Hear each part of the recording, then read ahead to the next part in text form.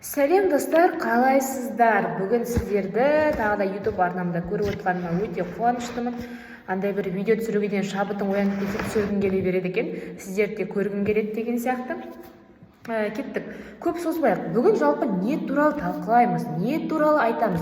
Енді кеше танысып алдық, менің кім екенімді білесіздер. Маған да тіркеліп айта жатыңыздар. Енді сіздер маған тіркелген кезде жазып кетіңіздер, қайда туылдыңыздар, қай өңірденсіздер, жалпы арман мақсатыңыз не деген сияқты кешегі бірінші видеоға жазып кетіңіздер. Мен де сол арқылы сіздерді тани жатайын деген сияқты. Кеттік. Енді мені таныйсыздар, бір-бірімізді білеміз. Өзіміз отырып бір әңгіме айтайық деген сияқты ғой бұл кезде. Қараңыздар, жалпы адам баласы үшін өмірде не маңызды деймді.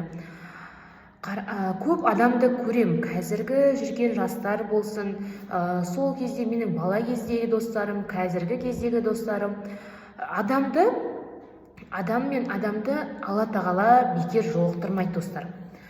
Бір адам сізді өміріңізде жолықты ма, ол адам сізге сабақ береді. Немесе сіз оған сабақ болуыңыз мүмкін.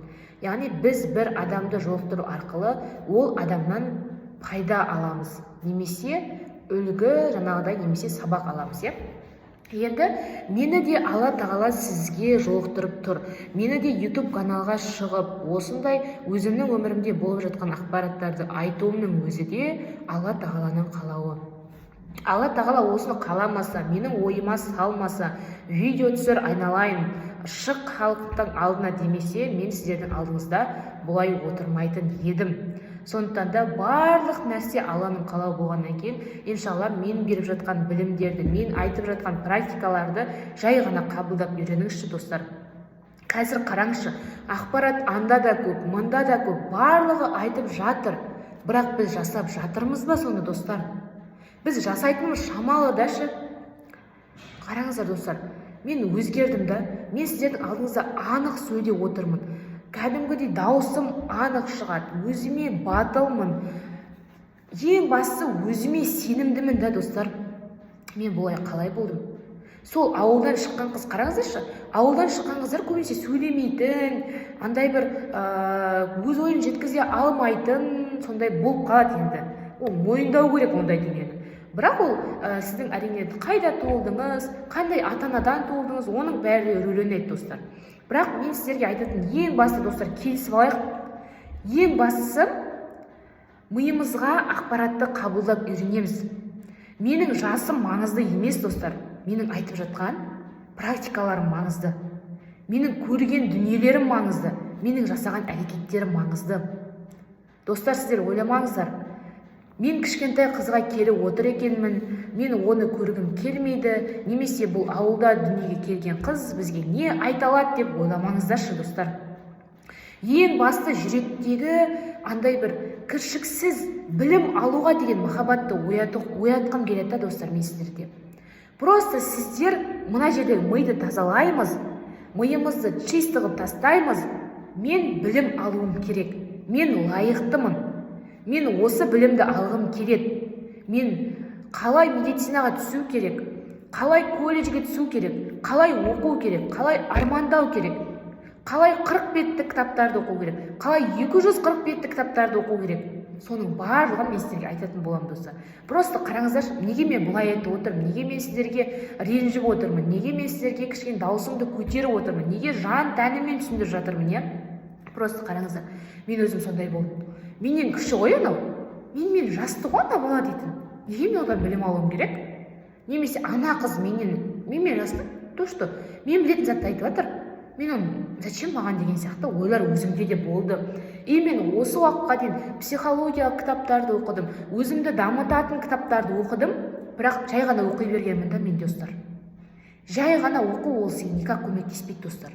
Мен Аллаға шүкір, мен кеше ғана курстарды сатып алдым, әдемі жақсы курстарды оқып бітірдім. Сол кезде түсінгенім, мен сол курсқа кәдімгідей дайындалдым да. Сол мен қатты қиналып жүрген кезде, мен бір ішімдегі сұрақтың жауабын таппай жүрген кезде, Алла тағала маған сол видеоны алдымнан шығарып қойды. Осы курсқа сен қатыс, осы курсқа сен тіркел, одан соң өзгер деген сияқты менің алдымнан Алла тағала шығарып қойды. Мен жазылдым, себебін түсіндім. оның маған Алла тағаладан келіп жатқан екендігін. Оның қанша екендігі маңызды болған жоқ маған. Жай ғана сол курсқа тіркеліп, өз-өзіме жұмыс жасап, істе дегендердің барлығын істеп, өзгердім да достар. Бір апта жеткілікті болды, білесіздер ме достар? Бір апта. Жай ғана істе деген дүниелерін істеп, жаз деген дүниелердің өзім өзгергеннен кейін, өзімнің өміріме пайда бергеннен кейін, сіздерге де мен пайдамды бергім келеді. Жай жүргім келмейді өмірде. Сондықтан да сіздерден өтініп сұраймын, өздеріңіздің өміріңіз өз қолыңызда, ешқашан мүмкіндікті жеріп алмаңыздар. Кеттік. Енді білім алу үшін мен сіздерге айтатын дүниелер бар. Білім алу үшін адамның бойында қандай қасиеттер болмау керек? Бірінші қасиет ол тәкаппарлық болмау керек. Тәкаппарлық осы мен айтып жатқан дүнием. Ой, кішкентай қыз ғой, мен не үшін одан білім алам деген, осы уже тәкаппарлық. Керек емес достар. Тәкаппарлығыңызды жай ғана ысырып қойыңызшы. Жай ғана бақытты болуды ойлаңызшы. Жай ғана өзіңіздің өміріңізді өзгертуді ойлаңызшы. Вот, сонда сіз ғана дамисыз. Сонда сізге менің айтып жатқан білімдерім қонымды болады. Түсініп жатсыздар ма достар? Келесі, ұялшақтық болмау керек. Ұялмаңыздар. YouTube каналын ашып, көріп дамуға ұялмаңыздар. Еркін сөйлеуге, өз ойларыңызды айқын жеткізуге ұялмаңыздар достар. Сіз когда ұяласыз, сіз қаласыз артта. Сіз сол анау жатқан үйіңізде жата бересіз достар. Ұялсаңыз, халық не дейді, адамдар не дейді? Оның барлығы ұялшақтық достар, керек емес. Ұялшақтықты жай ғана өміріңізден алып тастайсыз. Ол андай бір жан тәніңізге қатысты ұялшақтық емес, просто мына жердегі адамдар не дейді деген ұялшақтық қасиетті алып тастау керек. Все.